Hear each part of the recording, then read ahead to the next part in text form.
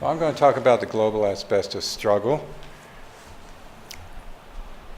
This is an example of a man sawing a sheet of asbestos cement roofing. You see this corrugated roofing all over the developing world.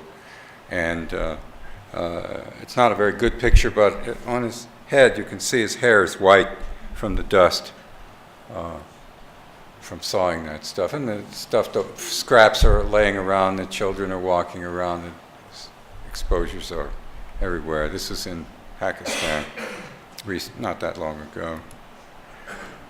This is a picture that was taken some time ago outside of a plant where asbestos cement pipes, like the ones in the background, were made, and the fragments of the pipes and sheets can be seen where this little child was playing. The same thing still goes on. We have recently received pictures from Indonesia where Korean and Japanese activists are working with people in Indonesia to raise awareness about problems there. A Korean company went to Indonesia, and they have all this waste that they dump all over the place. The waste sacks of asbestos are used. There are pictures of workers stuffing waste fragments of asbestos into the sacks to reuse as some kind of construction material with substantial exposure. So this is an old picture maybe, but it still goes on. About the only thing that's probably changed is the ownership of the plant. At the time this picture was taken, it was a subsidiary of Johns Manville Corporation, asbestos-based company in the United States, in Ahmedabad, India. Now, there are no longer any multinational asbestos companies in the world, and the industries that exist today are national companies in India, Brazil, and the other countries. They are what I call local chapters of the asbestos mafia. This is fragments of asbestos cement that were used by a worker or someone around in the neighborhood, waste fragments of asbestos cement, sheets and pipes to construct a dwelling. Today, the consensus is that this stuff should be banned. The World Health Organization finally came out with a call for a global ban in 2006. Same with the ILO.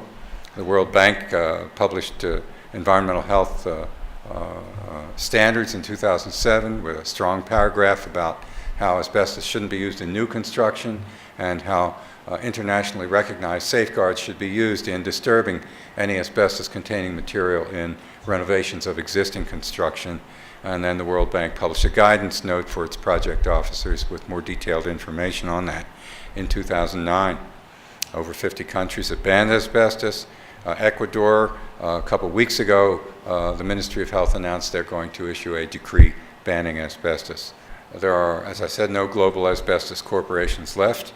There are global firms that have no asbestos policies, ICI, Dow, Unilever, companies that have operations all over the world and have international global policies of avoiding asbestos in new construction and being very careful about renovations when they disturb existing facilities with renovations in the construction. So I have unsuccessfully asked these companies to provide copies of their global no asbestos policies. They don't share that. Canada is a crucial country. The asbestos exporting countries, the asbestos mining countries, are in order of size Russia, Kazakhstan, Brazil, Canada, Zimbabwe, and Colombia. And 10 years ago, Canada was the world's leading asbestos exporting country. The amount of asbestos mined in Canada has gone down considerably since then, but they still are a major exporter. This has been the subject of tremendous internal struggles in Canada. The Canadian Broadcasting Company did a great documentary in June of 2009 showing the conditions in an Indian asbestos factory where asbestos from Canada was being used. Around that time, also last year, these women who call themselves the Raging Grannies, they'd show up in little old lady outfits, carrying posters and handing out leaflets. They're radicals, in this case protesting the export of asbestos by Canada at the meeting of the leader of the Liberal Party, who would quite likely be the next prime minister if next time Canada has a national election. And this guy had just given some kind of an answer about human rights question, and the last question was from one of these ladies saying, well, what are we doing exporting asbestos to the poor countries of the world when we're spending millions of dollars to carefully remove it from the buildings where you parliamentarians work? And he agreed. He said, I'm probably stepping off a cliff here, but I agree we shouldn't be exporting this stuff to other countries if we don't want to use it ourselves. And he has maintained that policy, and by taking that position at that time, that scared off Chinese investors who were thinking of spending $30 million to buy Canadian asbestos mines to continue supplying their asbestos factories. So that story's not over, but the good guys won one round. The Quebec Premier went on a trade trip to India after that, and this became the focus of protests in India. Activists and asbestos victims demanded to meet with the Premier. That's like the governor of the province. And he wasn't going over there to sell asbestos. It was other industries he was signing trade agreements about. But again, tremendous amount of publicity came back to Quebec about that. Meanwhile, the Canadian Cancer Society, the Canadian Medical Association, Canadian Public Health Association have all publicly called for Canada to get out of the asbestos business, shut down the mines, provide just transition for the remaining several hundred miners. There's only one mine left operating. And we thought we were on our way. Maybe Canada would be shutting down asbestos. And then the Quebec Premier comes up with this idea of putting $58 million in as a loan guarantee to reopen the old Johns Manville mine in Asbestos, Quebec. And this is still a very live issue. This was immediately followed, the announcement that they were thinking of putting this public funding into reopening this mine was followed by demonstrations all over the world at Quebec and the Canadian offices. Then Environmental Health Perspectives had an issue on asbestos, July of this year. Had a strong editorial by Linda Birnbaum, head of NIEHS, had an article by 16 of us about the Collegium Ramazzini's call for a global ban on asbestos being renewed. And this got a lot of publicity across Canada. And then the International Consortium of Investigative Journalists issued a barrage of reports from about 9 months of research. They had journalists in a lot of countries. You see Mexico, Russia, India, Brazil, China. They had journalists on the ground bringing back reports. And so this, again, got tremendous publicity in Canada. And this kind of kept things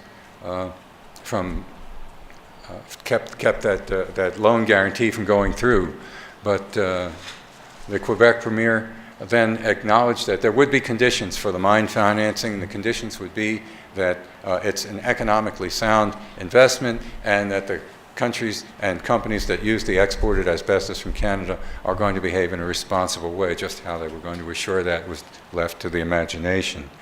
But this is still, meanwhile, the town of Asbestos, in protest of the American Canadian Cancer Society's position on asbestos, withdrew from a fundraising relay called the Relay for Life. That was a regular feature that was used to raise funds for cancer research. So these idiots got more publicity for doing that in the town of Asbestos. And then now unnamed Indian investors are now coming up with $15 million to finance this Johns Manville mine reopening.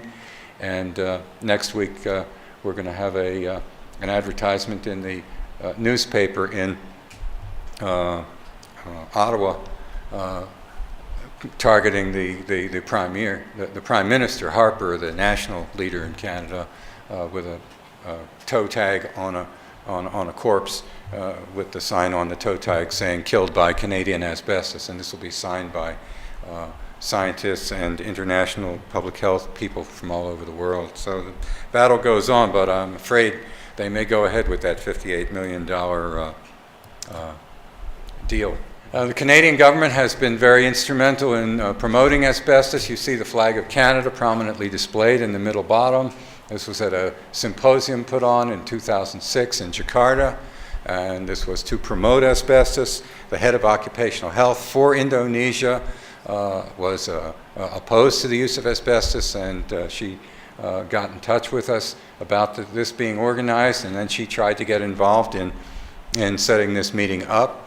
A leading expert on asbestos from Australia agreed to participate, but he was shut out, and so was the head of occupational health for the country. The whole thing was a farce, and the Canadian government was even hosting a cocktail after this meeting to make sure everybody got the industry line. Asbestos activism, meanwhile, especially with the internet, has been extraordinary. I think what we've been able to do with asbestos is a good example for perhaps a lot of other things. Starting about 10 years ago, there were major meetings in Osasco in Brazil. Activists got together. A considerable amount of the funds were donated by lawyers in the United States who've become quite wealthy, representing asbestos victims in damage suits, and who were kind enough to contribute money so we could bring people in from about 32 countries to this conference. And we've held similar conferences over the years, bringing together doctors and lawyers and politicians and journalists and asbestos victims and union leaders and other people who want to work together to do something about these problems. And the activists in Japan succeeded in getting a ban in 2004, and South Korea in 2008. South Koreans have been extremely good about investigating imports of products containing asbestos to enforce their ban, and they've picked up things like asbestos-contaminated talc coming in from China and other asbestos products. And so you need to enforce these kinds of bans by looking at what you're importing as well as just publishing a ban. An Indonesian group has now been formed this year with strong help from the Japanese and Korean activists and others in Asia. The Asbestos Diseases Awareness Organization links activists using social networking. You'll hear more about that. And activists in Russia are even challenging the asbestos industry, which I think takes a lot of nerve. Based on my own limited experience with representatives of the Russian asbestos industry. The industry's reaction has been to basically their profits come from the savings on prevention and compensation.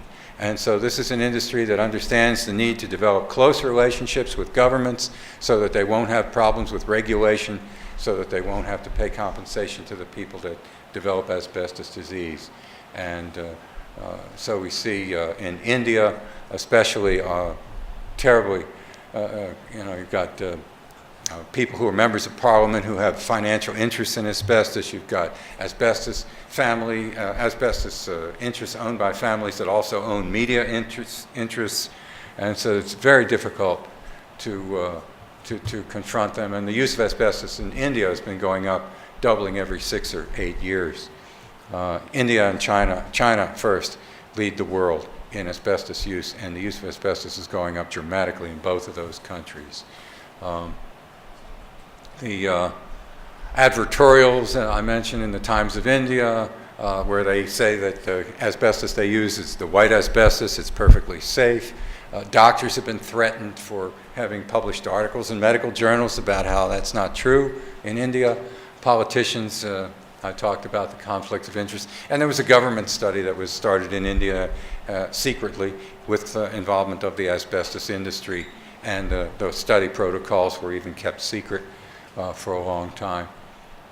Meanwhile, contributions are being made to the literature on asbestos by financially interested parties in the United States that are defending cases involving asbestos. From brakes, brakes used chrysotile asbestos, which accounted for 95% of all the asbestos ever used in the world. And the companies want to publish stuff in the literature to suggest that brake repair work doesn't really cause asbestos disease, especially mesothelioma. And so they've hired the best scientists money can buy and spent $36 or $7 million on these guys between 2001 and 2008.